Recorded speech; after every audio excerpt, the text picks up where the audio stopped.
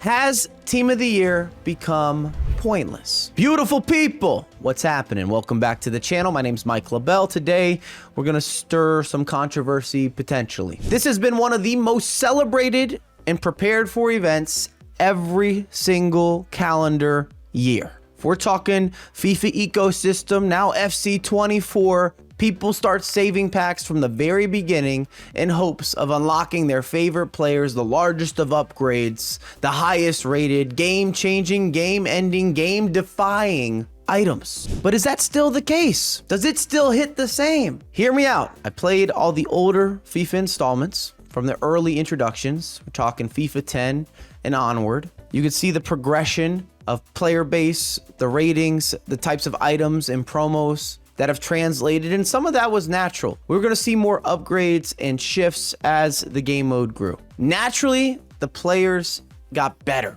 and higher rated, and there were more options. They improved, but the gaps, I don't necessarily believe increased. If anything, they're getting closer and closer. We have already had over 170 players that are 90 plus rated. That just seems outrageous to start 2024. The game cycle is not even 3 months deep. We are on pace to not only have 99 overalls likely to be introduced this month, but also the future of the franchise to include 100 plus rated players on a regular basis. And then you add in the touch of play styles, which I think is unique, but it's another way to make a player more overpowered or stronger and create a gap. You're never going to use gold players unless they're being inserted into an SBC. You're never going to use silver players unless there's some sort of incentive around silver items or they're needed again for an SBC. You're never going to touch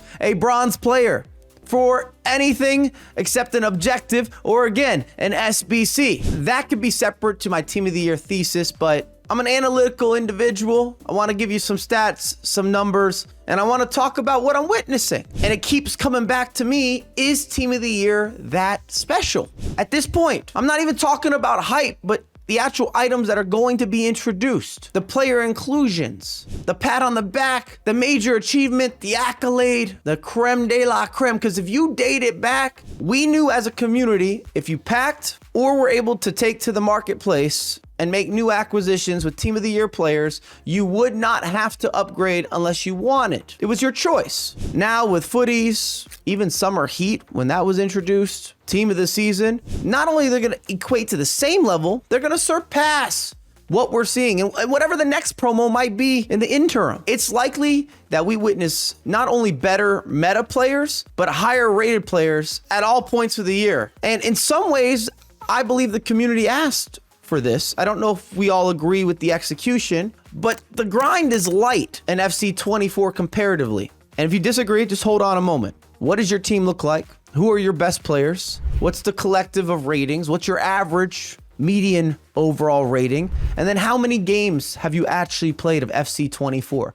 What are your weekend league results? Because I review squads every single week. Whether it's on Twitch, it's on Twitter, people are sliding into the DMs, and the teams are outrageous, and plenty of people are telling me they're not grinding the game heavy. They play some squad battles, they make some trades, they knock out the SBCs, they play as they can. Which brings me to the second point, is the future of the franchise SBCs. Is that going to be the mainstay, or the only way to be competitive is going untradeable or first owner if you aren't spending the bread, if you aren't spending some of this cash flow? Because EA's given out more packs than ever before in terms of free, opportunistic, high-rated guarantee, fodder on fodder on fodder, but those same packs are almost always untradeable. Therefore, it's not easy to turn those players into direct coins that you can then introduce to the market. Every single iteration, we are witnessing better players at earlier stages. Where's the cutoff? Where's the threshold? It's a question. I want to revisit the grind being too light.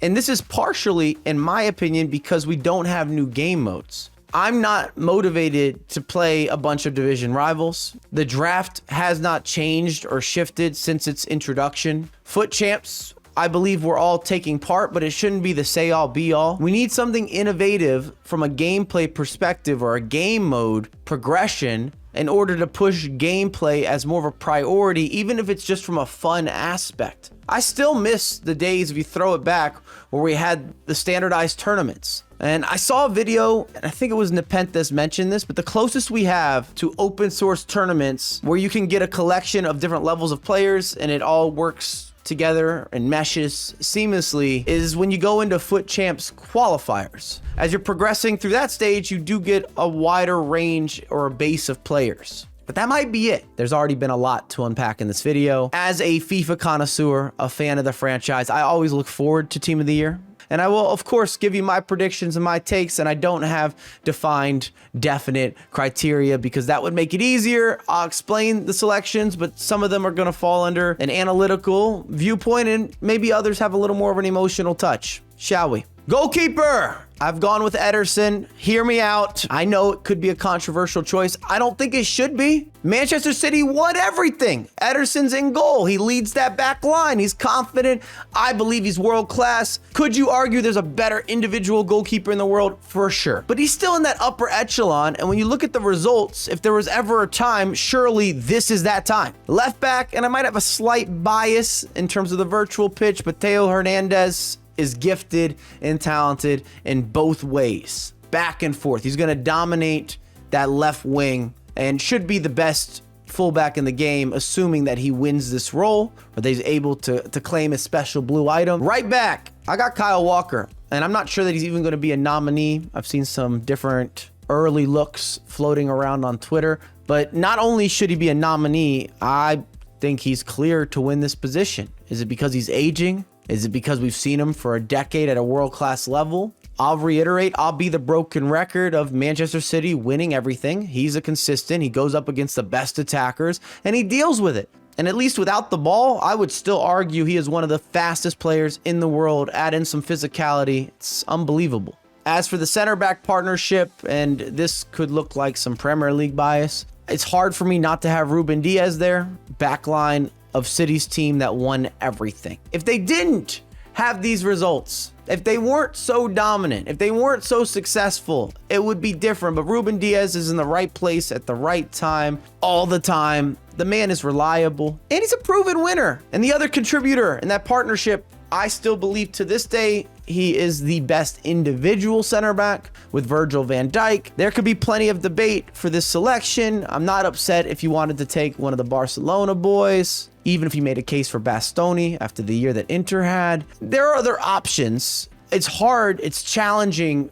He's a dominant, absolute bruiser, but still has enough agility and side to side and can pass out of the back. He can do everything well. The guy's not lacking. Aerial pursuit, not an issue, not a concern. Center mid number 1, Jude Bellingham is going to be here whether you like it or not. The hype is there. The results are there. His ability, cadence, movement to Real Madrid, dominant in the Bundesliga, dominant in La Liga.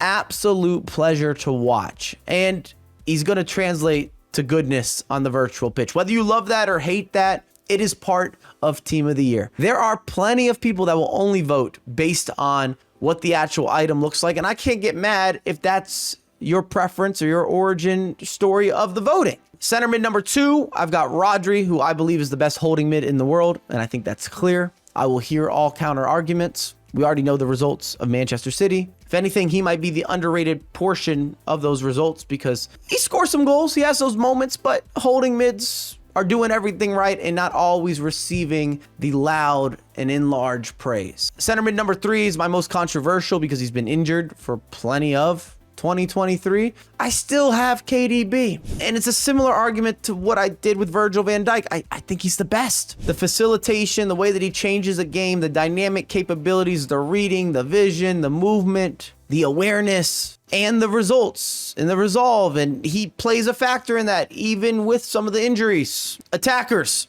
there is no scenario where I don't have Mbappe, elite in every way, and if he moves to Real Madrid, he's going to win everything. I saw a video from AA9 Skills talking Mbappe, and I agree. If Mbappe lands Real Madrid this summer, they go Champions League final, they win La Liga, Mbappe's top goal scorer of La Liga, and wins the Ballon d'Or. Easy. Easy. All the things I just said he does. Haaland is mandatory, breaking records, winning everything. If he's not here, something's wrong with the system. He's also a cover star in the game. He will be one of the selections for Team of the Year. And my third choice, which I believe is clear unless you want a winger, you need a winger, is Harry Kane. Looking at the stats, I think he's got 52 goals on the year. Did it at Tottenham. He's doing it in the Bundesliga with Bayern Munich. He does it for the national team. Are you not impressed? He deserves a slot for Team of the Year. And then for 12th man, and I'm far from a Liverpool supporter, you can make a case for Salah. That consistency, continuity over the years, including 2023, beyond impressive.